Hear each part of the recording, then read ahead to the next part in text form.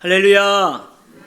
복된 주일 하나님께서 우리 귀한 성도님들에게 복 주시기를 축복합니다. 하나님 말씀 마가복음 9장 28절로 29절 말씀입니다. 함께 읽도록 합니다. 집에 들어가심에 제자들이 조용히 묻자오되 우리는 어찌하여 능히 그 귀신을 쫓아내지 못하였나이까? 이르시되 기도 외에 다른 것으로는 이런 종류가 나갈 수 없느니라 하시니라. 아멘. 오늘 기도해야 산다 9번째 시리즈 기도하면 능력을 받습니다 라는 주제로 함께 은혜를 나누려고 합니다. 따라합니다. 기도하면 능력을 받습니다. 아멘. 능력 충만한 우리 귀한 성도님들 되시기를 축복합니다. 오늘 말씀의 내용은 이렇습니다. 우리 주님께서 3명의 제자, 즉 베드로, 야고보, 요한 이 3명의 제자들만 데리고 산으로 올라가십니다. 그곳에서 예수님은 그 변화산에서 변모하시는 그런 역사를 일으키십니다. 그러면 나머지 9명의 제자들은 무엇을 하고 있었느냐? 밑에서 예수님을 기다리고 있는데 기다리고 있는 제자들에게 한 아버지가 찾아옵니다. 그 아버지의 손에는 아들이 손을 잡고 오고 있는데 딱 보아도 그 아들은 정상적인 모습이 아니었습니다. 그 아버지는 제자들에게 선생님들이여 도와주소서, 내 아들이 귀신이 들렸기 때문에 불에도 물에도 몸을 던집니다. 제발 우리 아들을 치료해 주시옵소서 라고 말합니다. 제자들은 열심으로 귀신을 쫓아내려 했으나 안타깝게도 귀신은 나가지 않았습니다. 모두 실망하고 낙심하여 있는 상태에서 그래도 참으로 다행히도 우리 주님께서 마침 이제 산에서 내려오신 거예요. 이 우왕좌왕한 모습 속에서 우리 주님은 들어가셔서 그 귀신 들린 아이를 보시고 귀신에게 꾸짖어 명령하시니 귀신이 곧바로 나가는 것입니다. 이제 사람들은 다 떠나갔고 예수님과 제자들만 남았습니다. 제자들은 매우 부끄러웠을 것입니다. 그래서 예수님께 묻습니다. 주님, 왜 우리들이 귀신을 쫓아낼 때는 아무 일도 일어나지 않았는데 주님이 한 번 명령하실 때 이렇게 귀신이 나갈 수 있는 것입니까? 라고 주님께 말씀을 올릴 때 주님께서는 말씀하십니다.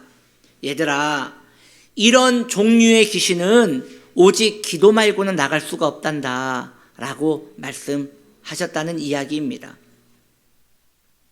지금 이 사건이 있기 전에 제자들은 이미 귀신을 쫓아냈던 경험들이 있었던 사람입니다. 그 전에 주님께서는 70명의 그분의 제자들을 밖으로 전도 사역으로 내보내시며 그 70명은 나가서 귀신을 쫓아냈던 기억이 있습니다. 이 사건을 누가복음 10장 17절은 이렇게 말합니다. 70인이 기뻐하며 돌아와 이르되 주여 주의 이름이면 귀신들도 우리에게 항복하더이다. 제자들은 이처럼 귀신을 쫓아냈던 경험이 있었던 사람들입니다. 그래서 이번에도 쉽게 될 줄 알았던 거예요. 심지어 9명에서 1명의 귀신을 못 쫓아내겠느냐 하고 자신 있게 붙었던 것이죠. 그런데 그 일이 일어나지 않아 낭패를 보았던 것입니다. 우리 주님께서 말씀하십니다. 이런 종류라고 말씀하십니다. 이 말씀은 귀신에게 종류가 있음을 말하는 것입니다. 질병에도 종류가 있지 않습니까? 진통제 하나만 먹고도 병이 낫는 그런 질병이 있습니다. 그런데 큰 수술을 해야만 치료가 되는 큰 질병도 있는 것입니다. 귀신도 마찬가지입니다. 쉽게 명령하면 떠나가는 귀신이 있는가 하면 끝까지 악랄하게 그 영혼에 붙어서 괴롭히는 아주 못된 악령도 있는 것입니다. 우리 주님께서 말씀하십니다. 오직 성령님의 능력을 입은 기도만이 그러한 귀신을 몰아낼 수 있다고 오늘 말씀하시는 것이지요. 기도를 할 때 성도는 성령님의 능력이 임합니다. 성령님의 능력으로 귀신이 쫓겨나가는 것입니다. 성경은 우리 신앙생활을, 여러분, 우리의 신앙생활을 성경은 무엇이라 정의하느냐? 신앙생활을 전투라고 정의합니다. 따라해 보겠습니다. 신앙은 전투입니다. 여러분, 마음을 다시 새롭게 하셔야 합니다. 신앙은 전투입니다. 사도 베드로는 신앙생활이 무엇이냐? 우는 사자와 같은 마귀를 피하는 것이 아니라 대적하는 것이 신앙생활이라 하였습니다. 베드로전서 5장 8절로 9절에서 이렇게 말합니다. 근신하라, 깨어라, 너희 대적 마귀가 우는 사자같이 두루다니며 삼킬 자를 찾나니 너희는 믿음을 굳건하게 하여 그를 대적하라. 이는 세상에 있는 너희 형제들도 동일한 고난을 당하는 줄 알미라. 바울 또한 이와 비슷한 이야기를 합니다. 바울은 말하기를 신앙생활은 원형 경기장에서 피를 흘리며 싸우는 격투기와 같다고 이야기를 하고 있습니다. 에베소서 6장 12절에 이렇게 말합니다. 우리의 씨름은 혈과 육을 상대하는 것이 아니요 통치자들과 권세들과 이 어둠의 세상 주관자들과 하늘에 있는 악의 영들을 상대함이라 라고 말하고 있습니다. 바울은 씨름이라는 단어를 사용하였습니다. 여기서 이 씨름은 우리가 생각하는 삿발을 메고 상대방을 넘어뜨리는 그런 씨름이 아닙니다. 그 원뜻은 원형 경기장에서 상대방이 죽을 때까지 피를 흘리며 혈투를 벌이는 그러한 전쟁터와 같은 그런 정신을 말하는 것이지요. 이처럼 우리는 신앙생활에 대하여 오해를 하지 말아야겠습니다. 성경이 말하는 신앙생활에 대한 정의를 마음에 굳건하게 할 것입니다. 신앙생활이 무엇입니까? 신앙생활은 위로를 받는 것이 아닙니다. 신앙생활은 안식을 하는 것이 아닙니다. 신앙생활은 피 흘리기까지 싸우는 영적 전투장입니다. 그런데 많은 성도님들이 신앙생활이 꼭 휴가지에 나온 안일한 마음으로 신앙생활을 하는 모습을 봅니다. 그리해서는 안 됩니다. 정신을 근신하여 바로 세워서 내 영혼이 죽지 않기 위하여 신앙생활을 하는 것이 바로 우리의 교회 생활인 것입니다. 성경은 우리가 싸워야 할 대상에 대하여 명확하게 이야기합니다. 통치자들, 권세들, 어둠의 세상 주관자들, 악의 영들이라고 말하고 있습니다. 이런 악한 존재들이 성도들을 공격합니다. 그 전쟁에서 지면 성도는 신앙생활에 열매를 맺지 못합니다. 그 전쟁에서 지면 성도는 불신자와 같이 마음이 둔한 상태로 방황하게 되는 것입니다. 어느 분은 이렇게 이야기할 수 있을 것 같습니다. 목사님, 마귀에게 공격을 많이 당하면 영혼도 강해지지 않겠습니까? 그 말은 틀린 것입니다. 마귀에게 이겨야 영혼이 강해지는 것이지, 마귀에게 매번 진다면 그 영혼은 매우 황폐케 되는 것이지요. 그러므로 영적인 전쟁은 이길 수도 있고 질 수도 있는 것이 아닙니다. 다음을 기약할 수 없기에 무조건 이겨야 하는 것이 신앙생활인 것입니다. 사랑하는 성도님들이요, 여러분들은 지금 이기고 계십니까? 지고 계십니까? 여러분들의 신앙생활은 지금 이기는 신앙생활입니까? 패배하는 신앙생활입니까? 이기시기를 축복합니다. 끝까지 이기셔서 하나님께 영광을 돌리셔야 할 것입니다. 그렇다면 어떻게 해야지 이기는 영적인 신앙생활을 할 수 있을까요? 에베소서 6장에 보면 좀 독특한 내용이 나옵니다. 에베소서 6장 전반부와 후반부가 갈려집니다. 전반부에는요, 이런 이야기가 나옵니다. 성도의 신앙생활의 평상시의 삶을 이야기합니다. 바울은 말하기를 성도들이여 부부관계를 평안하게 하십시오. 성도들이여 부모와 자식관계를 평안하게 하십시오. 직장생활을 덕 있게 하시고 잘 대하십시오. 이런 이야기를 합니다.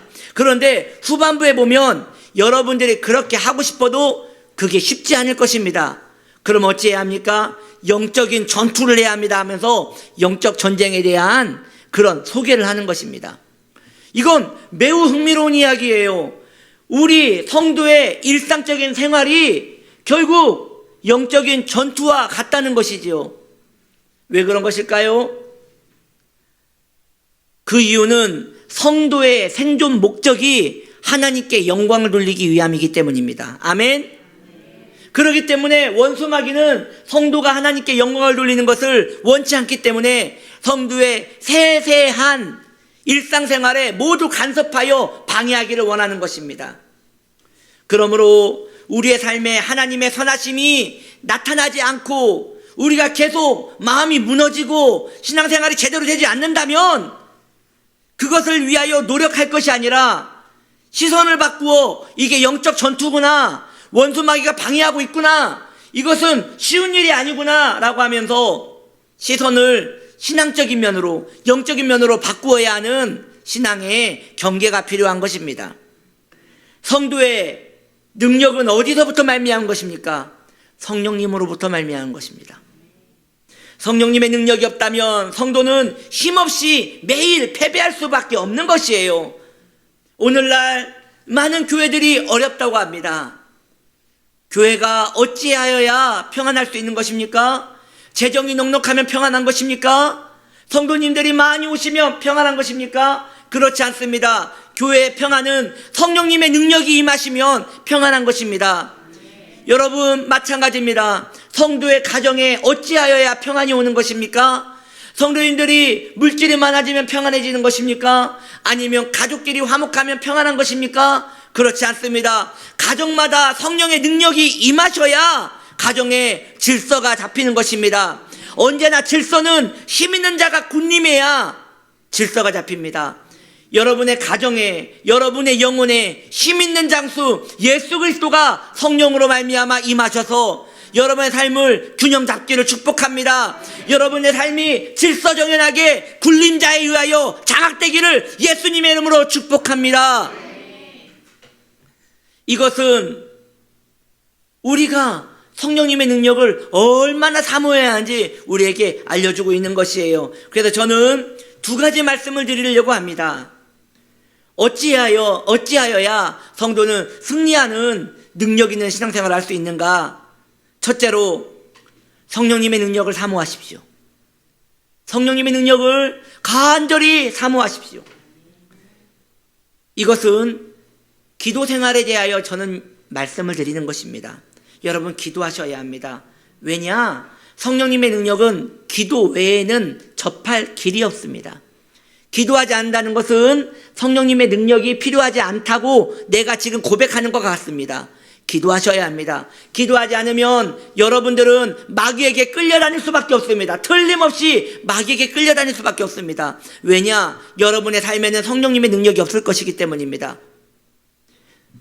성령님의 능력은 오로지 기도해야지만 성도에게 임하는 것입니다. 우리는 기도를 할 때 소원에 마음을 두는 것이 아니라 성령님이 내 기도에 함께 해주시기를 사모하는 마음으로 기도를 해야 할 것입니다. 우리는 미처 느끼지 못할지 몰라도 성령님은 우리의 기도를 들으십니다. 우리의 기도를 도우십니다. 그러므로 기도의 시간이, 진실한 기도 시간이 많아질수록 우리는 어쩔 수 없이 성령님과 동행하는 시간이 많아지는 것이고 그 능력이 우리에게 옮겨붙어 삶이 능력 있게 변하여지는 것입니다. 성령님의 능력을 사모하며 기도하십시오. 저는 여러분들이 성령님을 간절히 사모함으로 그분을 의지하여 기도하기를 축복합니다. 그렇게 우리의 기도 제목을 성령의 능력으로 옷 입어서 우리의 모든 기도의 제목이 성령님의 간섭을 받기를 축복합니다. 그렇게 될 때에 우리는 신령한 신앙생활을 하게 되는 것이지요. 우리에게 이미 성령님이 계십니다. 예수를 믿는 순간 여러분의 마음에는 성령님이 내주하여 계십니다. 그런데 성령님이 내주하여 계신다고 하여 성령님의 능력이 임하는 건 아닙니다. 이것은 별개의 일입니다. 성령님을 모시고 사는 사람일지라도 성령님과 교제를 해야, 기도 가운데 하나님의 도움을 구해야 그 돕는 군사가 오는 것입니다. 그것이 성령님의 능력입니다. 그러므로 내주하는 성령님이 계신 성도님들이요, 여러분의 마음에 군대가 오기를 축복하십시오. 그것이 기도하는 방법입니다. 성령님이 이 시간 여러분에게 능력으로 임하시기를 축복합니다. 그래야지 이기는 신앙생활을 할 수 있는 것이에요. 성령님이 임하신다는 것은 매우 두렵고 떨리며 소중한 일입니다. 기도하는 사람의 마음에 성령님에 대한 경외심이 있어야 기도하는 가운데 성령님의 능력이 함께 계시는 것입니다. 두 번째입니다. 성령님의 능력을 사모할 뿐만 아니라 삶으로 기도해야 합니다. 삶으로 기도해야 합니다. 대부분의 성도인들이 성령님의 능력을 경험하지만 얼마 가지 않아 옛 삶으로 돌아가 버립니다. 그 이유는 기도는 긴장하며 할지 모르지만 삶에는 긴장감 없이 옛 삶으로 돌아갔기 때문입니다. 성도의 삶은 기도의 연장선이어야 합니다. 기도는 삶을 품고 기도하는 것이고, 아멘. 기도는 삶을 품고 기도하는 것이에요. 하늘나라를 놓고 기도하는 게 아니라 내 삶이 하늘나라가 되도록 품고 기도하는 것이에요. 그리고요, 내 삶은 기도가 풀어지는 현장이 되는 것입니다.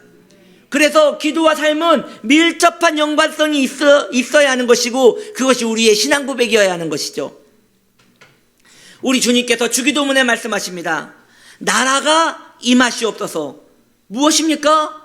기도를 통하여 하늘나라가 내 삶에 풀어지기를 소망하는 마음으로 기도하라는 것이지요. 반대로 삶이 다시 방탕하게 되고 습관적인 죄악의 삶으로 살아간다면 그의 기도 역시 사모함이 없는 기도가 되기에 힘이 없어지는 것이에요. 내 삶을 품고 기도하여 내 삶이 거룩해지기를 소망했다면 내 삶에도 거룩이 풀어지도록 내가 경계하며 깨어서 내 입술의 모든 말과 마음의 묵상이 온전해질 수 있도록 살아야 하는 것이에요. 그런데 내 삶이 계속 경건에 실패하게 되면 그 사람이 다시 기도하게 될 때 내 영혼이 알아요. 기도해봐야 아무 필요가 없구나. 내 영혼이 알아요. 그래서 신앙생활이 점점 황폐케 되는 것입니다. 능력을 사모하신다면, 능력 있는 기도를 사모하신다면 능력이 드러나는 삶을 전제로 해야 하는 것입니다.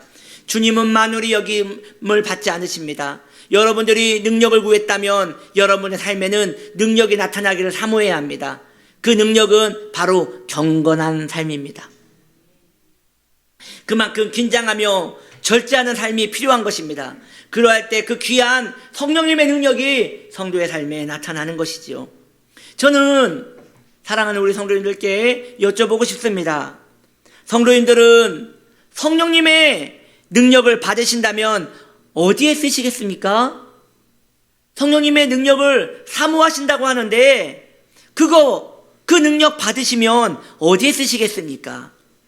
이 세상에서 정욕대로 사는 데는 성령님의 능력이 필요치 않는 것입니다. 제가 예전에 부흥회를 다닐 때에 그 부흥 강사 목사님들이 성령님의 능력을 받으라고 많이 설교를 하셨습니다. 그런데 그분들은 성령의 능력을 왜 받아야 하느냐? 여러분들은 성령의 능력을 받아서 병을 고치십시오. 여러분들은 성령님의 능력을 받아서 귀신을 쫓아내십시오. 여러분들은 성령의 능력을 받아서 인권과 영권을 받아서 삶에 능력 있게 멋지게 살아가십시오. 그래서 성도인들이 그 당시에 성령의 능력을 얼마나 간절히 구했는지 모릅니다. 그런데 그 방법은 옳지 않은 것입니다. 성령의 능력은 그러라고 구하는 것이 아닙니다. 성령의 능력은 경건하기 위하여 구하는 것입니다. 성령의 능력은 성도의 삶에 더 이상 거룩으로 나아갈 수 없는 내 삶에 주님의 능력으로 거룩하게 살아가고 내 삶이 더 깊게 살아가고 하나님의 영광을 위해 살 수 있는 힘을 얻기 위하여 성령의 능력이 필요한 것입니다. 이 세상에서 썩지 않을 소금으로 살아가기 위하여 성령을 구한 자는 주님의 은혜를 받습니다. 소금처럼 살기보다 설탕처럼 살기를 원하는 자에게는 성령의 능력이 임하지 않습니다. 그러니 성령님의 능력을 구하기 전에 먼저 나에게 성령님의 능력이 필요한지 고민해 보십시오. 목사님, 제가 지금 곰곰이 생각해 보니 저는 딱히 성령님의 능력이 필요하지 않을 것 같습니다. 저는 제 삶에 만족하며 살고 있습니다. 라고 지금 이 시간 생각하신 분이 있다면 그분은 틀림없이 영적인 웅매함과 절망의 구렁텅이에 빠져 있는 분입니다. 거기에 익숙해져 이미 타락의 맛을 보고 계신 성도님일 것입니다. 반대로 목사님, 저는 이 썩어가는 세상에 소금같이 살기 원합니다. 저는 그럼에도 불구하고 거룩하게 살기 원합니다. 그래서 성령의 능력을 사모합니다. 라고 생각하신 분이 있다면 당장 구하십시오. 주님이 그 소원에 물 붓듯 성령님의 능력을 부어주실 것입니다. 주님께서 말씀하십니다. 예배하는 자를 찾으신다고 하십니다. 성령을 구하는 자를 찾고 계신다고 하십니다. 원하는 자에게 한없이 부어주실 것입니다. 문제는 원하는 자가 없습니다. 왜? 거룩하게 살고 싶은 마음이 없기 때문입니다. 곰곰이 생각해 보십시오. 성령님의 능력으로 살고 싶으신지, 죄악 세상을 이기고 싶은 생각은 있으신지, 그런 마음이 있으신지 먼저 고민해 보십시오. 그러한 것이 없다면 내가 성도인지부터 다시 파고 들어가야 할 것입니다. 주님께서 기다렸다는 듯이 부어주시는 이 성령의 능력은 거룩을 사모한 자에게 언제나 열려 있는 것입니다. 그러므로 여러분, 패배하지 마십시오. 이기며 사십시오. 그리스도인들은 아우라가 있어야 합니다. 아우라란 라틴어에서 유래된 영어입니다. 그 뜻은 은은하게 풍기는 카리스마입니다. 성도는 말하지 않아도 거룩이 배어 있어야 합니다. 그래서 저는 이런 걸 꿈꿔봅니다. 지나가는 사람이, 나를 모르는 사람이, 나는 그냥 시장 보고 있는데, 나는 그냥 지나가고 있는데, 지나가다가 갑자기 어떻게 하면 구원을 받을 수 있습니까? 나를 붙들고 물어보는 그런 역사가 일어나기를 바랍니다. 지금 표정들이 어찌 그런 일이 있으리요? 성도에게 아우라가 있어야 돼요. 보기만 해도 누가 봐도 예수 믿으시는군요 라는 그런 아우라가 있어야 하는 것이에요. 그런 삶을 사모하십니까? 네, 그럼 구하십시오. 그리고 이기며 살아가십시오. 성령님의 능력이 여러분과 함께 하실 것입니다. 기도하겠습니다. 주님, 그리스도인들에게는 거룩의 아우라가 있어야 합니다. 우리가 그 능력을 사모합니다. 그래서 우리의 삶에 주님이 나타나기를 소망합니다. 주님 인도하여 주시옵소서. 예수님의 이름으로 기도드립니다.